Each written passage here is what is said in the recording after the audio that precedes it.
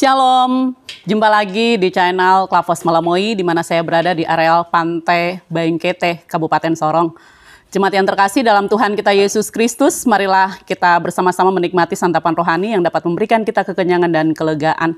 Pembacaan kita terambil dari Injil Markus pasal 8, ayat 36 sampai pada ayatnya yang ke-37. Oleh sebab itu, sebelum kita membaca dan merenungkan akan bagian sabda kebenaran firman Tuhan, mari kita meminta tuntunan Roh Kudus, kita berdoa. Kami ada bersama-sama dalam suatu keheningan, dalam persekutuan ini Tuhan, dalam channel Klavos Malamoy.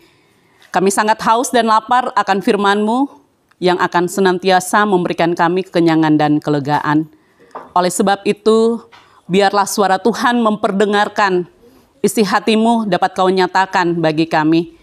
Dengan tuntunan dan penyertaan Roh Kudus memampukan kami, supaya kami semakin lagi memahami dan mengerti akan bagian firman-Mu yang senantiasa menghidupkan kami, menerangi akan langkah-langkah hidup kami. Bapa, terima kasih hamba yang Kau berikan kepercayaan dalam menyatakan isi hati-Mu. Tuhan, lengkapi hamba dengan hikmat, dan Allah sendiri yang berkata-kata lewat bibir mulut hamba-Mu ini. Maka mari Bapa berfirman kepada kami, karena kami telah siap untuk mau menyambut santapan rohani. Semua yang percaya mengatakan amin. Pembacaan kita terambil dari Injil Markus pasal 8, ayat 36 dan ayatnya yang ke-37. Dengan perikop pembacaan, pemberitahuan pertama tentang penderitaan Yesus dan syarat-syarat mengikut Dia. Ayat 36 dan 37. Apa gunanya seorang memperoleh seluruh dunia, tetapi ia kehilangan nyawanya? Karena apakah yang dapat diberikannya sebagai ganti nyawanya? Demikian sabda kebenaran firman Tuhan. Marilah kita sebagai umat yang tetap menaruh iman, harap, dan kasih kepadanya, dengan ketekunan dan kesetiaan membaca firman yang senantiasa menghidupkan saya dan jemaat, serta meminta pertolongan Roh Kudus memampukan kita memberlakukan dalam kehidupan kita tiap hari. Pembacaan ini diberikan tema hidup yang kekal. Ada sebuah ilustrasi antara seorang bapak dan anaknya, di mana seorang bapak mengajak anaknya untuk mengambil bagian dalam pekerjaan Tuhan. Tetapi anak itu tidak mau untuk terjun ada dalam pelayanan, dengan pikiran bahwa untuk apa saya harus melayani atau bekerja di ladang Tuhan.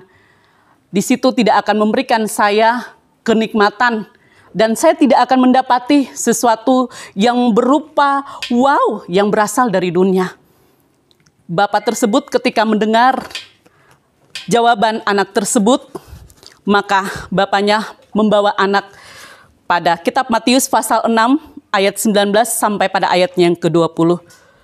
Janganlah kamu mengumpulkan harta di bumi ngengat dan karat merusak, dan pencuri membongkar serta mencuri. Tetapi kumpulkanlah bagimu harta di sorga. Di sorga ngengat dan karat tidak merusakkannya, dan pencuri tidak membongkar serta mencurinya. Jemaat yang terkasih dalam Tuhan kita Yesus Kristus, kalau dilihat dari ajakan seorang sosok bapak tersebut kepada anaknya, sangat bijak sekali, di mana bapak menginginkan anak-anak ini untuk ada dalam jalan keselamatan. Bapak menginginkan anak-anak ini diselamatkan. Bapak menginginkan anak-anak ini juga memperoleh bagian berkat yang berasal dari Allah di dalam kehidupan mereka. Walaupun anak tersebut menolak dan tidak mau untuk mengikuti terjun di dalam pelayanan pekerjaan Tuhan, tetapi dengan iman Bapa yang senantiasa bergumul meminta di hadapan Allah, kalau boleh Tuhan pakailah akan anak ini supaya dibentuk oleh tangan Tuhan sendiri, di mana ia berada dalam pekerjaan Tuhan, supaya benar-benar anak ini merasakan kuasa mujizat Tuhan itu nyata, sebagaimana pikiran dalam perbandingan antara berkat Tuhan dan juga berkat yang berasal dari sorga. Jemaat yang terkasih dalam Tuhan kita Yesus Kristus, Kalau kita mau mengikuti dan melihat dari pembacaan kita, Markus pasal 8 ayat 36 sampai pada ayatnya yang ke-37 ini, yang menyatakan, apa gunanya seorang memperoleh seluruh dunia, tetapi ia kehilangan nyawanya? Karena apakah yang dapat diberikannya sebagai ganti nyawanya? Ini terlihat bahwa suatu percakapan Yesus, di mana Yesus mengadakan suatu percakapan kepada murid-muridnya yang menyatakan suatu pemberitahuan pertama tentang penderitaan Yesus dan syarat-syarat mengikut Dia.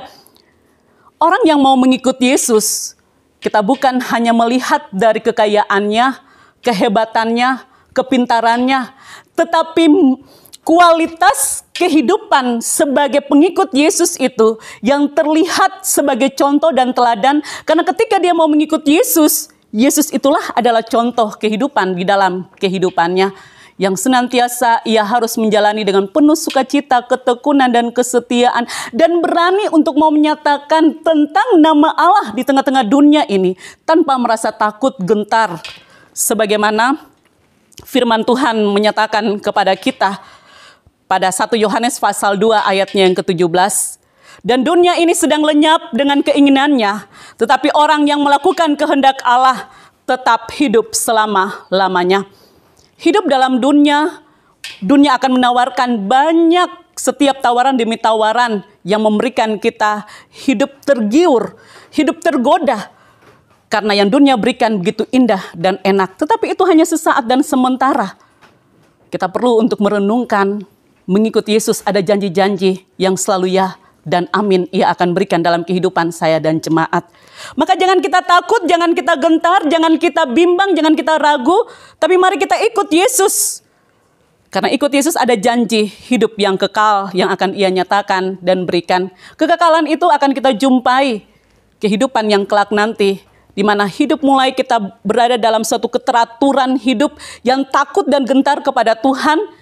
Hidup yang tubuh jiwa roh ini menyerahkan sepenuhnya di hadapan Tuhan dengan percaya. Hidup dalam dunia walaupun ada tantangan, cobaan yang datang silih berganti. Tapi ketika kita memanggil Tuhan Yesus, tolong, maka disitulah ia akan datang dan memberikan pertolongan. Di mana kita datang dan kita selalu mau mencari akan kerajaan Allah. Sebagaimana Matius pasal 6 ayat 33 sampai 34 mengatakan kepada kita, tetapi carilah dahulu kerajaan Allah dan kebenarannya, maka semuanya itu akan ditambahkan kepadamu. Sebab itu janganlah kamu khawatir akan hari besok, karena hari besok mempunyai kesusahannya sendiri. Kesusahan sehari cukuplah untuk sehari. Percaya Tuhan kita adalah sumber pohon berkat.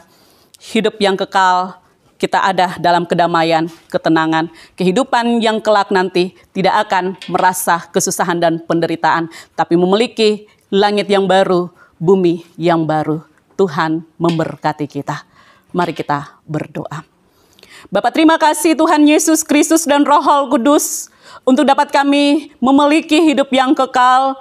Biarlah dengan pertolongan Roh Kudus memampukan kami sekalian mengubah karakter, sifat, dan tingkah laku kami. Supaya benar-benar kami menjadi umat yang takut dan gentar di hadapan Engkau. Umat yang tidak menyerupai dengan dunia. Umat yang tidak tergiur dengan setiap tawaran-tawaran dunia. Walaupun adanya berbagai macam tantangan, cobaan, dan kesusahan dan penderitaan. Tapi ketika kami mau mencari Engkau, disitulah kami mendapati kedamaian, ketenangan. Inilah hidup kami yang senantiasa kami mau menyerahkan sepenuhnya di hadapan-Mu saja Bapa. Bapa, terima kasih Tuhan Yesus Kristus dan Roh Kudus, maka pulihkan kami. Mari Bapa, bentuklah akan hidup kami. Kami mau mendapati janji-janji Tuhan kelak nanti untuk hidup bersama-sama dengan Putra-Mu sebagaimana Ia yang telah menyediakan tempat bagi kami dalam kehidupan kekekalan kelak nanti. Terima kasih Tuhan. Terpuji-pujilah nama-Mu kekal sampai selama-lamanya. Amin. Shalom. Tuhan Yesus memberkati.